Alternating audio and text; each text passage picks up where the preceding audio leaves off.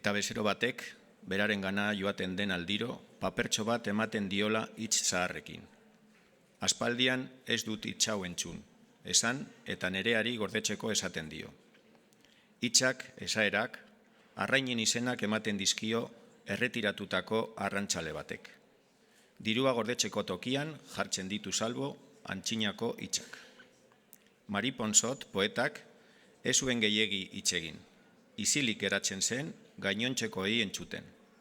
Dena den, berba egiten zuenean betiko gogoratzeko moduko esaldiak esaten zituen. Mari edadean sartuta dago. Frantziara joan zen gaztetan eta bertan eskondu zen. Naiz eta urte batzuk geroago New Yorkera itzuli zen bikotea. Senarrak hasieratik esaten zion seme-alabak izan nahi zituela eta berak ezetz. Ez zuen ama izan nahi.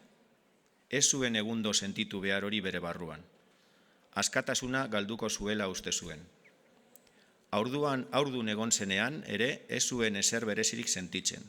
Baina alaba sabeletik atera eta aurpegia ikusi zionean, orduan inoiz sentitu gabekoa sentitu zuen.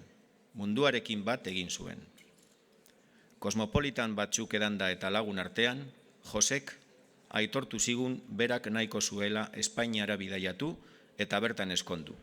Izebaren sorterrian. Eskot baina ez zegoen ados.